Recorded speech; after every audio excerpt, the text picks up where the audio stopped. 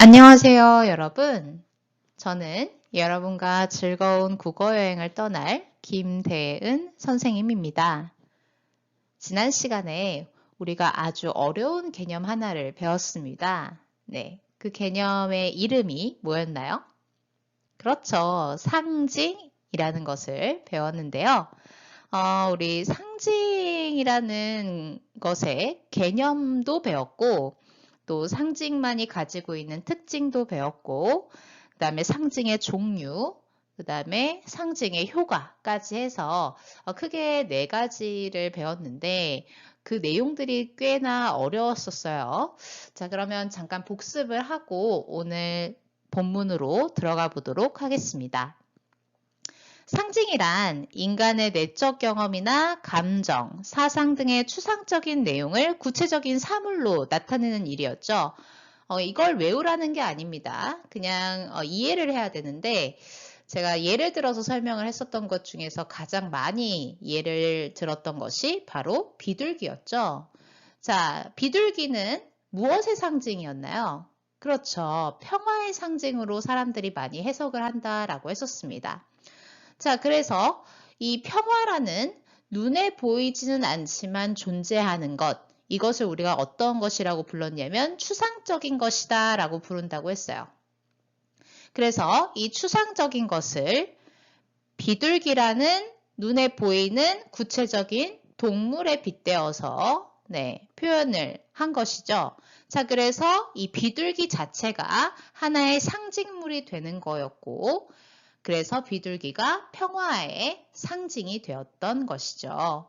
자, 그래서 우리가 이런 예시들을 예시들을 보면서 상징이 가지고 있는 여러 가지 특징들을 우리가 공부를 했었습니다. 자, 그리고 또 상징에는 종류가 3가지 정도가 있었는데 어떤 것들이 있었냐면, 그렇죠. 작가가 자신의 문학 작품에서 어떤 의도를 가지고 이렇게 만들어 놓은 상징물, 이런 것들은 그렇죠. 문학적 상징이라고 했었고, 특수한 문화적 배경의 영향을 받아서 오랫동안 그런 상징의 의미가 굳어져서 어떤 사물을 보면 자연스럽게 그것이 떠오르게 되는 그런 것을 우리가 관습적 상징이라고 했고요. 원형적 상징 같은 경우는 뭐 국적, 인종, 나이, 성별 이런 것에 상관없이 사람이라면 대부분이 공유하고 있는 많은 사람들이 그 사물을 보면은 다 똑같은 해석을 하게끔 되어 있는 정말 만국 공통 여러 나라에서 다 뭐 이런 거에 상관없이 뭐 국적 이런 거에 상관없이 모든 사람들이 다 비슷한 해석을 내놓을 수밖에 없는 상징물들 그런 것들을 원형적 상징이다라고 했었습니다. 자, 그리고 마지막으로 봤던 것이 이제 그 상징의 효과였었는데, 상징의 효과는 크게 3가지가 있었죠. 네. 구체적인 사물로 표현을 한 거잖아요. 추상적인 개념을, 눈에 보이지 않는 추상적인 개념을 구체적인 사물로 표현을 했기 때문에 독자의 머릿속에, 독자라는 것은 읽는 사람이죠. 읽는 사람의 머릿속에 상황이 구체적으로 그려진다라는 효과가 있었고, 작가의 생각이 간접적으로 전달되기 때문에 독자가 다양한 상상력을 펼칠 수가 있었고요. 그 다음에 그 상징물이 가지고 있는 의미가 딱 하나로 고정되어 있는 것은 아니었어요. 해석하기 나름입니다. 문맥의 그 내용을 보면서 해석을 하기에 따라서 의미가 다양해질 수 있기 때문에 작품의 의미가 풍부해진다라는 특징까지 해서 간단하게 지난 시간에 배웠던 내용을 잠깐 정리를 해봤습니다. 이렇게 정리를 했는데 뭔가 이해가 안 되고 지금 아직 선생님이 무슨 말씀 하시는지 모르겠다 하는 친구들은 걱정하지 마세요. 어차피 오늘 고래를 위하여 라는 정호승 시인의 작품을 통해서 우리가 상징물들이 가지고 있는 뜻을 해석을 해볼 거예요. 그래서 이런 것이 상징이구나. 그리고 이 상징이 가지고 있는 해석들이 이렇게 다양하게 해석할 수 있는 거구나 라는 거를 배울 거기 때문에 너무 조급하게 생각하지 말고 본문을 보도록 하겠습니다. 제가 짧은 영상으로 또 제가 손그림을 통해서 여러분들에게 시와 어울리는 시화 하나랑 그 다음에 그 시의 본문을 제가 손글씨로 썼는데요. 그 영상 잘 보셨나요? 네, 여러분들이 시를 한번 낭송을 해보는 것을 개인적으로 추천을 드리고요. 이제 본격적으로 작품의 내용을 보도록 하겠습니다.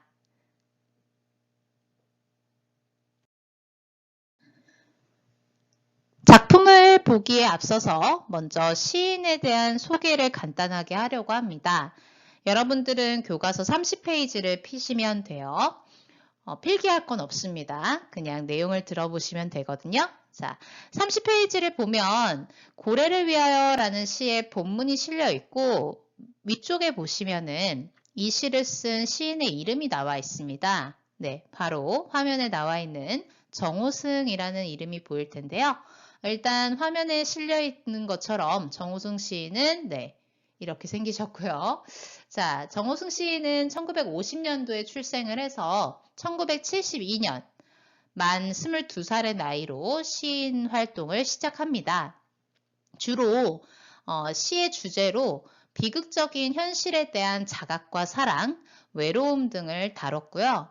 슬픔이 기쁨에게, 외로우니까 사람이다 등의 시집을 냈다고 합니다. 최근에 낸 시집은 우리가 어느 별에서라는 산문집도 있다고 하네요. 자, 일단 보시면요.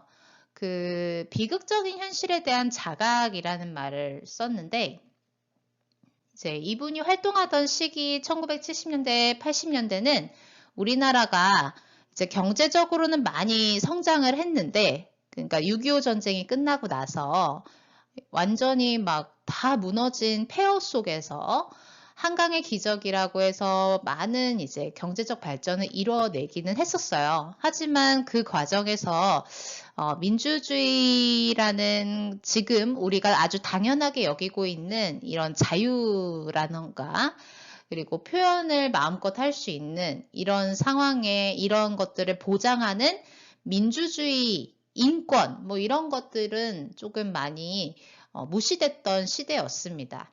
그래서 많은 발전을 하긴 했지만 그들 중에는 소외된 사람들이 많이 또 발생을 했었고 이게 소외된 사람들의 희생이 많았었어요.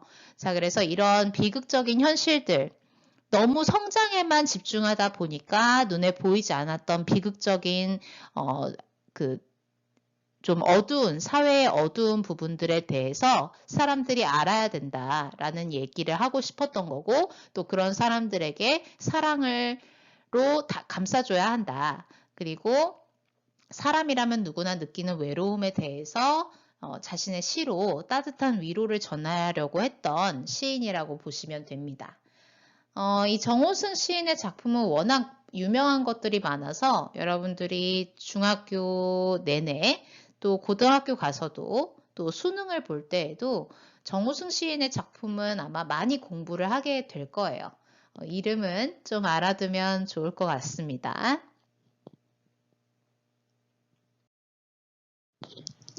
시인에 대한 소개는 이 정도로 하고 이제 우리가 살펴보게 될 고래를 위하여 라는 작품에 대한 전체적인 설명을 먼저 하도록 하겠습니다.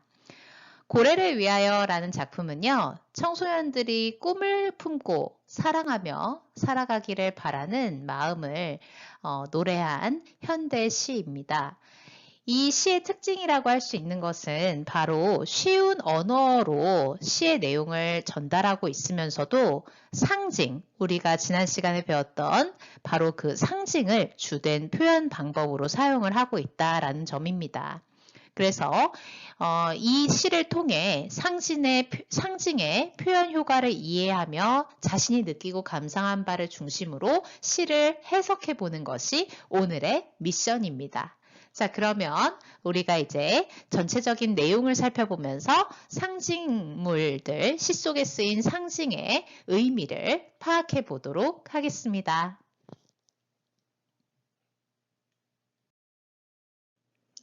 자, 그러면 이제 본격적으로 고래를 위하여라는 작품의 본문을 보도록 하겠습니다. 자, 여러분들은 계속해서 교과서 30페이지를 펴놓고 화면을 보시면 되는데요. 지금 30페이지에 고래를 위하여 시의 전문이 실려 있는데, 자, 여러분들 초등학교 때 연과 행 구분하는 법은 배웠죠? 자, 그러면 제가 문제를 하나 내볼게요. 고래를 위하여라는 시는 총 몇 개의 연으로 이루어져 있나요? 네, 정답은 3연이라고 보시면 됩니다. 총 3개의 연으로 이루어져 있고요. 자, 그래서 우리는 지금부터 첫 번째 연의 내용부터 살펴보도록 하겠습니다. 자, 그럼 다 같이 한번 읽어볼까요? 푸른 바다에 고래가 없으면 푸른 바다가 아니지. 마음속에 푸른 바다에 고래 한 마리 키우지 않으면 청년이 아니지. 자, 그러면 우리 지금 한번 첫 번째 연을 읽어봤는데요. 자, 여기에서 쓰인 상징이 쓰인 단어들을 한번 우리가 체크해 보도록 하겠습니다. 자, 가장 먼저 눈에 들어오는 단어 중에는 그렇죠. 푸른 바다라는 단어가 보이실 겁니다. 자, 푸른 바다가 우리가 알고 있는 그 바다의 의미만을 가지고 이 시에 쓰인 것 같지는 않아요. 또 다른 의미로 해석될 수 있는 가능성이 많은 시에 쓰인 단어라고 볼 수 있죠. 자, 그리고 그 옆에 있는 고래 역시 굉장히 많은 의미를 담고 있는 상징으로 쓰인 단어인 것 같습니다. 자, 그러면 이제 각각의 의미들을 한번 우리가 해석을 해보려고 하는데요. 푸른 바다라는 그 시의 단어, 그러니까 시어에서는 어떤 의미를 지니고 여기 이 시 속에 사용이 된 걸까요? 일단 푸른색이 주는 이미지를 한번 떠올려 볼게요. 주로 젊은 사람들을 상징하는 색깔로 푸른 색깔을 많이 쓰잖아요. 여러분들 같은 청소년이나 아니면 이제 막 사회생활을 시작하는 청년들, 그런 사람들을 상징하는 색깔로 푸른색을 많이 쓰잖아요. 자, 그래서 푸른 바다는 일단 무엇이 살고 있는 곳이겠습니까? 그렇죠. 그 바로 뒤에 나오는 고래가 살고 있는 곳을 얘기하는 거고 그 의미는 바로 우리의 인생을 뜻하는, 즉 청년기의 삶을 상징한다라고도 해석할 수 있습니다. 자, 고래가 사는 곳, 인생, 청년의 삶을 상징한다라는 의미로 해석이 되면 그 뒤에 있는 고래는 당연히 누구를 의미하겠습니까? 그렇죠. 꿈과 이상을 추구하는 청소년들이나 청년들, 꿈과 이상을 추구하는 존재를 상징한다라고 보시면 되겠습니다. 자, 그런데 이런 푸른 바다에 고래가 살지 않으면 푸른 바다가 아니라고 합니다. 자, 그러니까 꿈과 이상을 추구하지 않는 사람들은 제대로 된 인생을 살고 있는 것이 아니다. 즉, 꿈과 목표를 추구하는 삶이 의미 있는 삶이다라는 의미를 지니고 있다라고 해석할 수 있겠죠. 자, 그 다음 마음속에 푸른 바다에 고래 한 마리 키우지 않으면 청년이 아니래요. 자, 제가 아까 얘기했던 거하고 똑같은 의미입니다.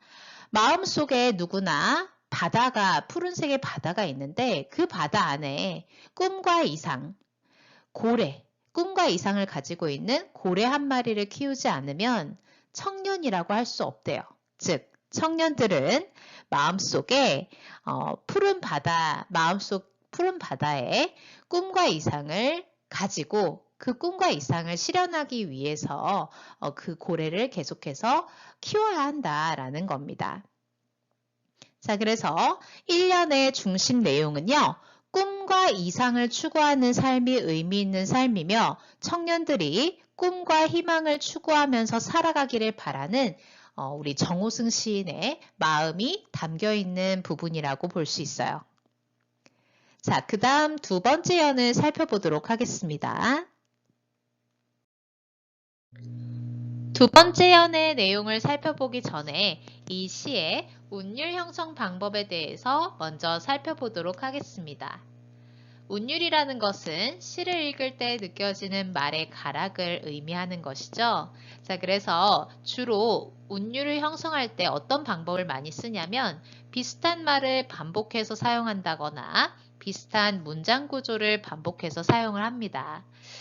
자, 그래서 이 작품에서는 어떤 식으로 운율을 형성하고 있는지 한번 찾아보도록 할게요. 일단 눈에 보이는 것으로 보면 푸른 바다나 고래라는 단어들이 2번 정도는 나오고 있고요.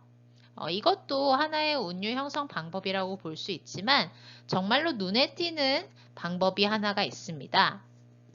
찾으셨나요? 네, 바로 문장 끝에 보시면요. 고래가 없으면 푸른 바다가 아니지. 고래 한 마리 키우지 않으면 청년이 아니지 라는 식으로 뭐뭐면 뭐뭐 아니지의 문장 구조를 반복하면서 이 시의 리듬감, 운율을 형성하고 있다는 것을 발견하시면 됩니다. 자, 그리고요.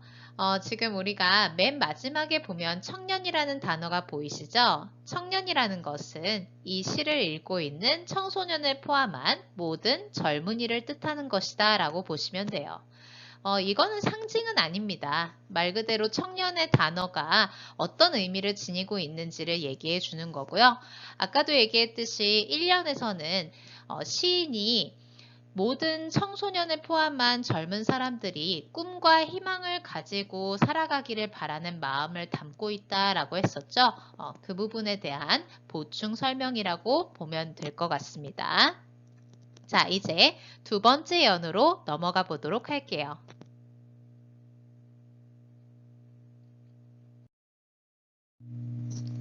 두 번째 연을 다 같이 한번 읽어보도록 하겠습니다.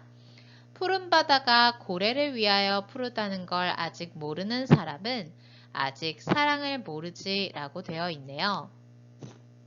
푸른 바다는 고래를 위해서 푸르른 곳인 거죠. 고래를 위해 푸른색을 띠는 곳인데 이 푸른 바다가 고래를 위해서 푸르다라는 것을 모르는 사람은 사랑을 모른다고 합니다. 자, 이것의 의미는 무엇일까요? 네, 바로 청년의 삶은 꿈과 이상, 꿈과 희망, 꿈과 목표를 추구할 때 의미가 있으며 꿈과 이상, 꿈과 희망, 꿈과 목표를 추구하는 청년이 되었을 때 그제서야 인생의 가장 중요한 가치인 사랑의 의미를 제대로 알게 될 것이다 라는 의미입니다. 그만큼 꿈과 이상을 추구하는 것이 중요하다. 인생에서 가장 중요한 것이다 라는 것을 말하는 부분이라고 볼 수 있어요. 자, 여러분들도 저마다 마음속에 앞으로 자신이 어떤 삶을 살고 싶은지, 어떤 꿈을 가지고 있는 친구들도 있을 거고 아직 꿈을 찾고 있는 친구들도 있을 거예요. 여러분들도 얼른 자신의 꿈을 정해서 그 꿈을 향해서 노력하는 삶을 살아서 그 인생의 가장 빛나는 순간인 여러분들의 삶을 사랑으로 채워가는 여러분들이 되었으면 좋겠습니다. 자, 그러면 3번째 연의 내용으로 넘어가 보도록 할게요. 고래도 가끔은 수평선 위로 치솟아 올라 별을 바라본다. 나도 가끔 내 마음속의 고래를 위하여 밤하늘 별들을 바라본다 라고 합니다. 자, 고래도 가끔은 수평선 위로 치솟아 올라 별을 바라본다고 합니다. 자, 별을 바라본다 라는 의미는 무엇일까요? 네, 맞습니다. 꿈과 소망을 지향하는 모습입니다. 꿈과 소망을 향해서 계속해서 그 길로 나아가는 것을 말하는 거죠. 자, 그래서 나도 역시 내 마음속의 고래를 위해서 밤하늘의 별들을 바라본다 라고 하는데 이 별은 청년이 추구하는 꿈과 이상, 희망, 소망 등을 상징하는 이 시에 쓰인 또 다른 상징물입니다. 자, 그래서 요 지금 3번째 연의 핵심 내용은요. 청년은 꿈과 소망, 희망, 자신의 목표, 이상향을 바라보면서 살아야 한다라는 것을 다시 한번 강조하면서 시를 마무리하고 있어요. 네. 여러분들 정호승 시인이 얼마나 청소년들이 꿈과 희망을 마음에 새기고 살아가기를 바라는지 그 진심이 이 시를 통해 느껴졌나요? 네, 그러면 이 시는 아주 잘 해석한 것이라고 볼 수 있습니다. 여러분들은 저와 함께 미션을 모두 클리어했어요. 네, 여기까지 본문 내용 같이 살펴봤고요. 자, 그러면 우리는 어디로 넘어갈 거냐면 교과서 32페이지에 나와 있는 학습 활동을 해보도록 하겠습니다. 이해와 탐구 활동으로 넘어가기 전에 이 작품을 전체적으로 정리를 해보도록 하겠습니다. 자, 이 작품의 종류는 현대시이자 자유시이자 서정시라고 할 수 있는데요. 자유시는 형식이 정해져 있지 않는 시이다라는 겁니다. 뭐 꼭 몇 줄로 써야 한다, 아니면 뭐 몇 개의 연어로 이루어져야 한다, 이런 제약이 없다라는 겁니다. 자, 그래서 요즘 발표되는 시들은 대부분 자유시에 해당한다라고 볼 수 있고요. 또 서정시라고 하는데 사람의 마음이나 감정을 노래하고 있는 시라고 볼 수 있어요. 이 작품도 역시 사람들의 마음속에 일어나고 있는 어떤 꿈, 희망 이런 것들을 노래하고 있기 때문에 서정시에 해당한다고 볼 수 있겠네요. 자, 그리고 제재라고 되어 있는데 제재는 이 시에서 가장 핵심 소재라고 볼 수 있어요. 자, 그러면 제목에 주로 제재가 많이 나와 있는 경우들이 있는데 그렇죠. 이 시의 핵심 소재는 네, 바로 고래가 됩니다. 자, 그 다음에 이 시의 성격을 보도록 할게요. 이 시의 성격은 어떻습니까? 네, 상징이 많이 쓰였죠. 굉장히 상징적이고 사람들에게 꿈과 희망을 가지라 라는 따뜻한 메시지를 전하고 있는 서정적인 분위기도 있습니다. 자, 그래서 서정적, 상징적이라는 성격을 파악할 수 있고요. 자, 화자라는 것은 시 속에서 시인 대신 작품의 내용을 전달해주는 역할을 하는데요. 바로 시 속에서 뭘로 표현이 됐었냐면 나라는 글씨를 찾아볼 수 있었을 겁니다. 나도 가끔은 내 마음속 고래를 위하여 하늘의 별을 바라본다 라는 부분이 있었죠. 거기에서 나오는 이 나라는 것이 바로 시 속에서 말하는 시 속에서 독자에게 말을 걸고 있는 시적 화자라고 볼 수 있습니다. 자, 이 시의 주제는 뭐였습니까? 그렇죠. 청년들에게 사랑하면서 꿈을 이루기를 당부하는 시였습니다. 그러니까 청년들, 즉 청소년을 포함한 청년들이 꿈과 희망을 이렇게 추구하면서 서로 사랑하면서 삶을 아름답게 살아갔으면 하는 시인의 마음이 담겨있는 작품이었죠. 자, 시의 특징을 한 3가지 정도로 정리해 보도록 할게요. 첫 번째 특징은 상징을 사용하여 시어를 다양한 의미로 이해할 수 있었고요. 쉬운 언어로 내용을 전달하면서도 유사한 문장 형식을 반복해서 운율을 형성하고 있었고요. 푸른색, 주로 푸른 바다, 고래 이런 것들 주로 푸른 색깔을 띠고 있는 색채어, 색깔을 나타내는 단어라는 거죠.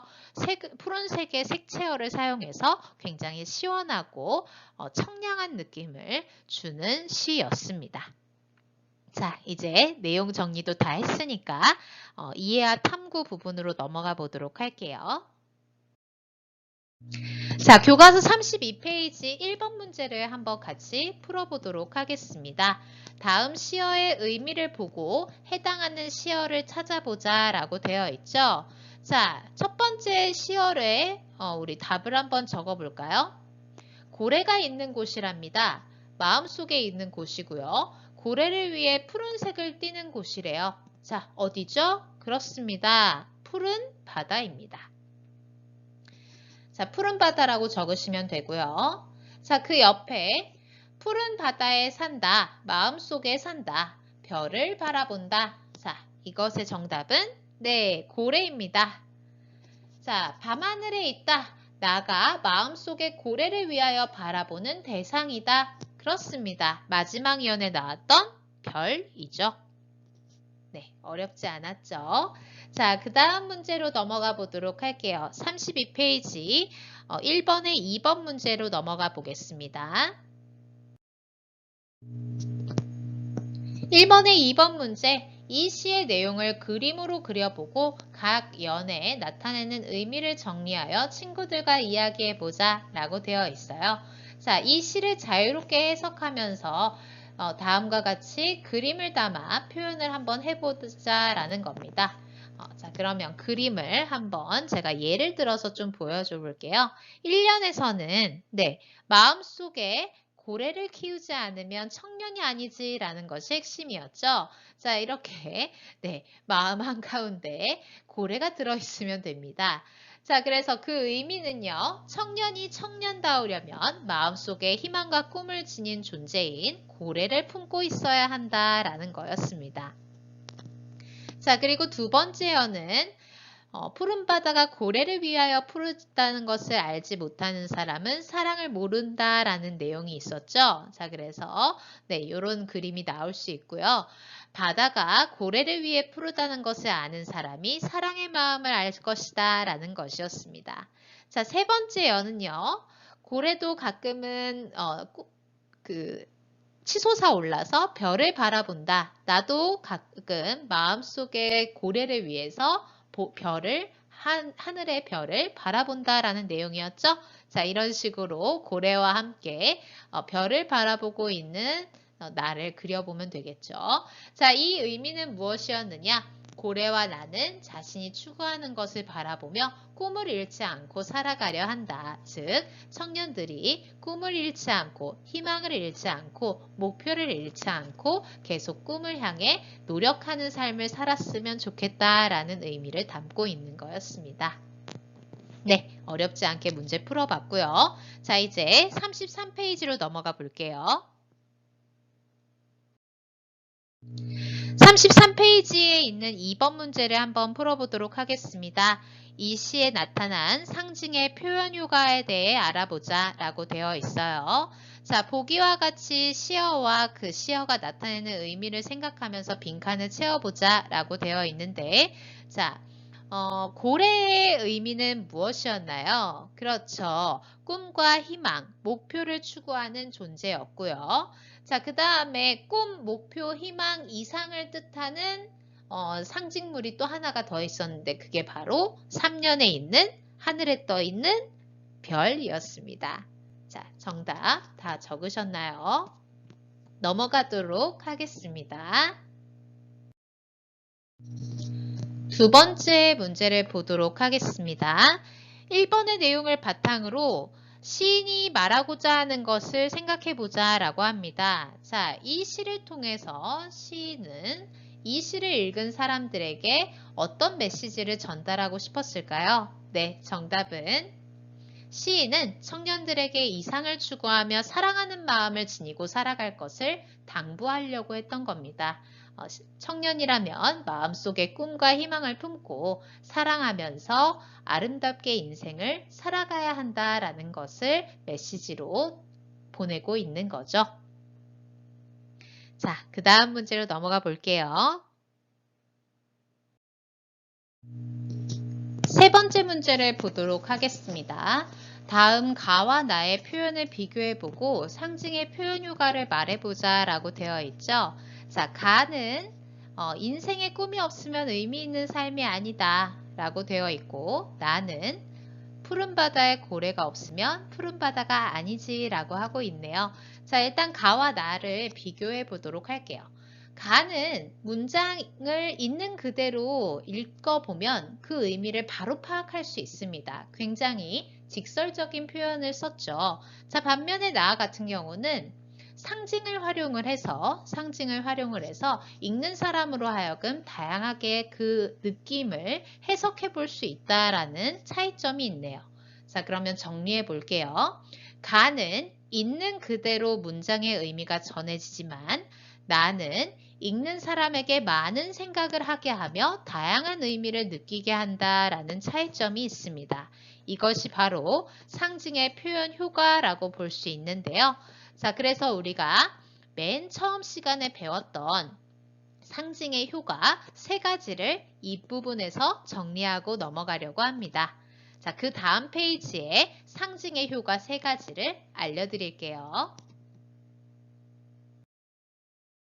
자, 상징의 효과입니다. 상징의 표현 효과는 말하고자 하는 바를 깊이 있게 생각해 보게 하면서 말하고자 하는 바를 인상적으로 전달할 수 있고요. 문학적인 아름다움을 느낄 수 있고 직설적으로 표현하는 것보다 말하고자 하는 바를 풍부하게 전달할 수 있다라는 효과가 있다라는 겁니다. 교과서에 잘 필기해 두시면 좋을 것 같아요.